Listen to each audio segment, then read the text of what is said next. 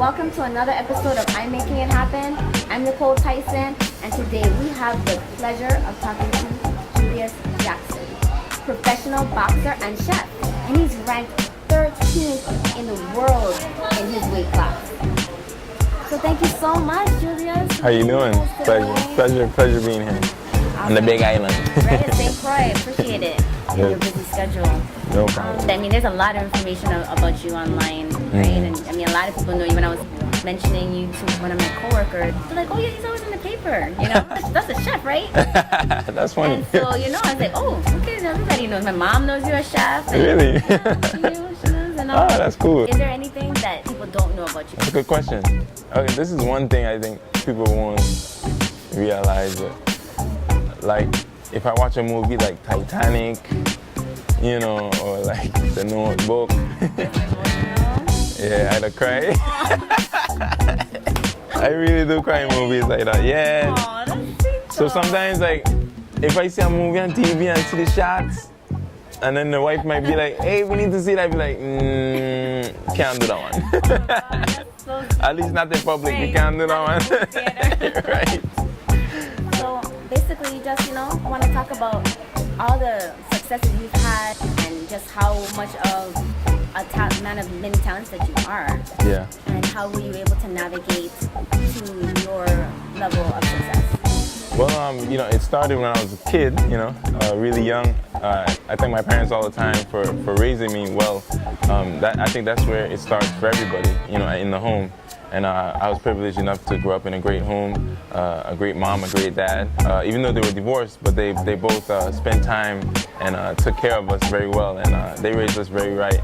And from out of high school, I started boxing when I was about 13, and I didn't love it at first. I just did it just to exercise, and then I fell in love with it. And right out of high school, I just said, you know what, I think this is what I want to do. And during my time in high school, I also figured out that I could cook as well as a career, because I love to eat. My mom just took too long cooking in the kitchen, so I was like, look, I need to learn. I need to learn to do this myself so I can eat whenever I want. But in high school, I started taking home ec classes, hotel training courses, different courses like that. When I talked to my counselor in high school, they were like, yeah, you can take these courses. Some of the guys laugh at me. I like in 11th grade and I taking home ec still. They're like, what? I was like, I want to cook. Yeah. So I just kept going with it, pursued both careers at the same time growing up. Really? Went to college, went to culinary school. After I got a job at the Marriott first in St. Thomas. Yeah, got that job at the Frenchman's Reef right out of high school. So, and that was coming from high school cooking in home ec? Yeah, home went ec. to Marriott? Straight to the hotel. Cooked with them for about a year and a half. Then I was like, I think I need to go to culinary school, get the degree. I think it's good to have the paper, if you want to excel in anything, it's good to go to college. That's a good point. I was like, okay, I'm gonna go. And I did transfer to a Marriott in West Palm Beach, Florida. And I went to culinary school, Florida Culinary Institute in West Palm Beach. I graduated. And that same year, in 2008, I graduated from culinary school. And I also qualified for the Olympics that same year. Wow. 2008 Olympics. So explain how were you able to do that? Because, that takes a lot of focus and dedication. What was your schedule like? What routine did you have to stay focused and be able to do that? That was the toughest time of my life. I was working to put myself through college, going to school, and training as an Olympic athlete. Before the Olympics, you had to qualify as well. And my school was scheduled different from regular college because it was a private cooking school. So we were semesters throughout the year. And every break that we get, it was separate from everybody's. But every break we get, I would come home and train with my dad and my brothers and then go back to school, train up there at a gym that I've never been to before. But I had to stay in shape. And just met people, and I was really dedicated to it. I wanted to do great, so I knew I had to train. And just met some people and started training there, and back and forth, just flying up, going down. Sometimes my brother would come up and train with me, And I miss school sometimes because we train twice a day.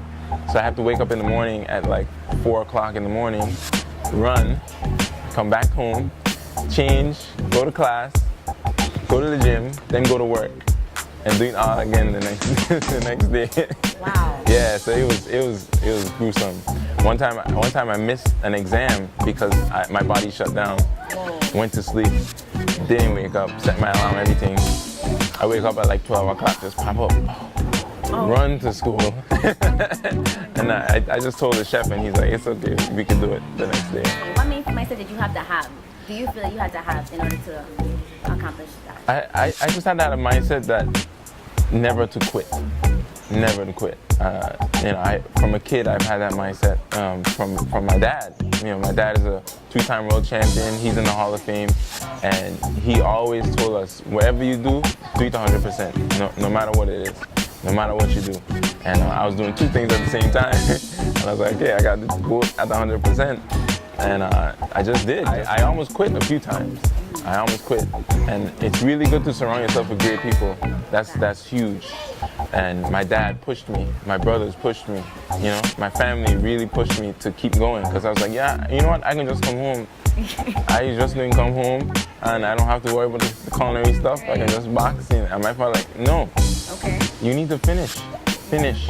You're almost done. Finish. And they pushed me to do it. So the motivation and support helped you to Yes, very big. How many times did you feel like you wanted to quit, and how many times did you have to have that pep talk? I would say within that time, it was 2 years time, I'd say about 3 times I seriously was looking to quit. Yeah, because great support is huge and for anybody. I think in anybody's life, doing something great and having people that push you to do the greatness, I think is very important. That's another key point, like you said. The first one was going to college, right? Getting that paper, yes. And the second one is surrounding yourself with positive people. Yes. You say you qualified for Olympics, so how does that work? Because a lot of times you know how the whole timeline goes for how you have to qualify for certain things. Right.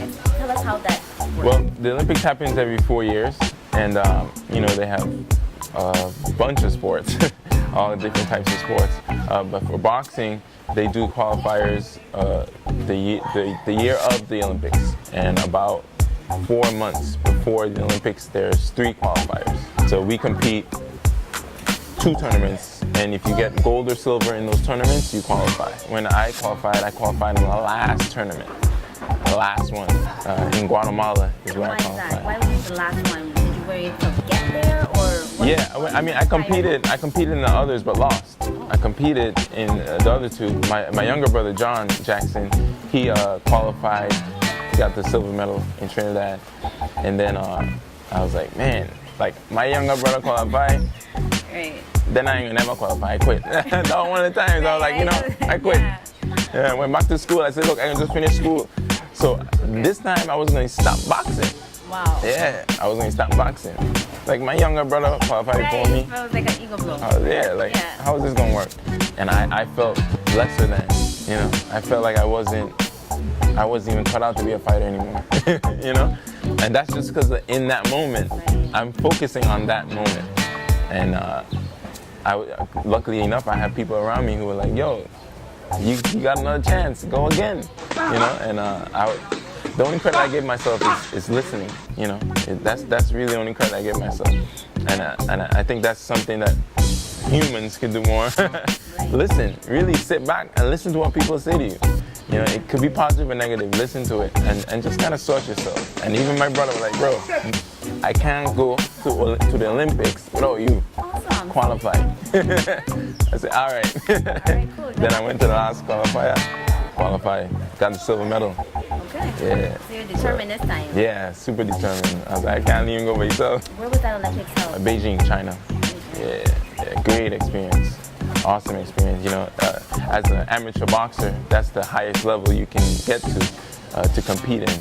And it was just a great privilege to be a part of it. We see Usain Bolt break the records, We met him, we see Phelps break the records. Wow. Yeah, it was just an amazing experience. You win the Olympics?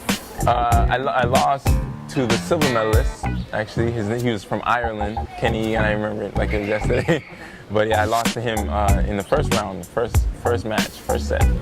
I lost to him by points, 22-2. I knocked him down in the second round, which was great because that was one of the few knockdowns of the Olympics. Right. But I still lost by points. The point system is different for amateurs, and I just lost. But he was a silver medalist, so I was like, not bad. Right? No, Not bad. That was like competition. Right. He was a top of the line competition. Right. So that was an amateur. Now in professional, you're undefeated. Well, I have one loss, just one. One loss. Yes, Okay. one. And I'm 19-1 with 15 knockouts.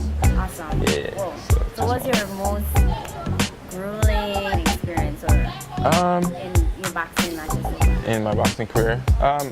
I would say just the whole thing, I guess. You know, being from an island, you know, small Virgin Islands, like where we live.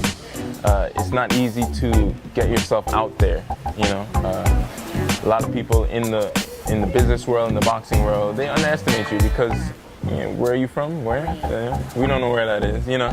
So getting yourself out there and getting the recognition you deserve is harder on us because of where we're from. And that's been tough, but we've been able to break that barrier and, How are you able to do that? and get out there by being confident. Okay. You know, being confident in yourself, in your team. You know, being a professional athlete, you have to have a great team behind you. Very much so. Build a good team. Yeah. You want to mention your team? 3-4 Boxing is my promotional team, and they help manage my career.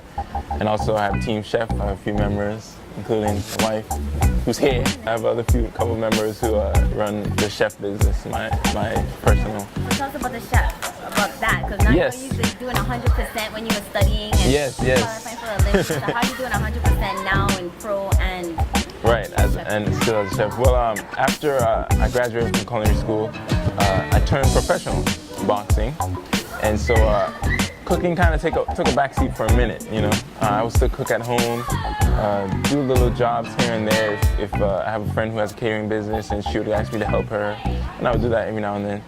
And as I was fighting, I was like, man, I need to do something that's with my cooking because I feel like I'm losing my skills. Like I feel like I'm not using them. And I finally got a job at the Fat Turtle in St. Thomas in Yacht Haven Grand. There, I worked there for about 2.5 years, yeah, and kept my skills sharp whenever I'm home. If I'm not fighting and traveling, they respected my boxing schedule. So it helped keep my skills sharp.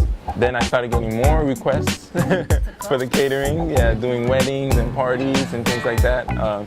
You know, at the villas, people come on vacation and they want private catering. So we'll go to the villas and cook for families of 7 and 12 and yeah, things like that, which was great. I was able to keep my skills sharp and do it when I had time, you know. And so then boxing progressed, and so did my cooking, you know. Right, I became more well known because I'm fighting and, you know, on ESPN and doing things like that. And then people are like, wait, he's actually a real chef because that's my boxing name, you know, Julius the Chef Jackson. So people are like, wait, can you actually cook? And they're like, yeah, I can actually cook. I have my degree, I can prove it, you know. So as they both started to excel, I just stopped working at Fat Turtle. Then I just did catering full time. So I became a partner instead of just working with my partner. So we became a partner in the same catering company, and now that's all I do right now. And because of the boxing and the cooking, since I'm such a unique bubble, I was able to make appearance on the cooking channel. Wow. Yeah, we did a show in St. Thomas called Beach Bites with Katie Lee. Yes. Well, it was just a pilot for a show, and we just did that. And then I was able to appear on Food Network in December of last year, and I cooked some coconut shrimp for them, which was awesome. Cool. Yeah, great experience. I won the King of the Wing competition in St. Thomas, which is yes. I won that competition. I won a cold pot competition. Yes, with Mommy, who's a great cook as well. Yeah, now I'm 13th in the world and a chef at the same time. That's amazing because I think that's really cool. Yeah, it's pretty cool. I mean, that's demanding. You to be a professional boxer and now to be a chef. And some people, sometimes someone can feel like, oh, I have to be focused on one and just pigeoned in one career. I've got that. But that you're able to have the best of both worlds to be able to do your passion, true passion that you have. Right. And I think anybody should have more than one thing, you know. everybody's multi-talented. Right. I don't think you should cancel one out because of another one. You can make time and do both. Make it happen. Make it happen. Yeah, just make it happen. I volunteer a lot as well, which I love to do. I volunteer at the BCB in the middle school with a program called Young Life in St. Thomas, and we take our time to just talk with the kids, really talk with kids, and teach them a little bit about the word of God, and A it's lot of important. children need that. Very much so. They're getting that a lot. Spiritually, having a good foundation, knowing who God is and what He wants for you, I think is important. I agree. Keeps you grounded. Yeah. Awesome.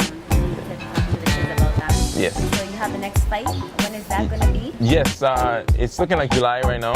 Still nothing set in stone, but my managed team is working on it. So it looks like July. Currently, I'm training in California with world champion Gennady Golovkin. If you don't know him, look him up. After training in California, I'm going to come home and get my brother ready for his fight. He's fighting on May 21st in Las Vegas. He's fighting for the world title. So if you guys ain't there, which I recommend you guys come and be there live. But Las Vegas? Yes, Las Vegas, Nevada.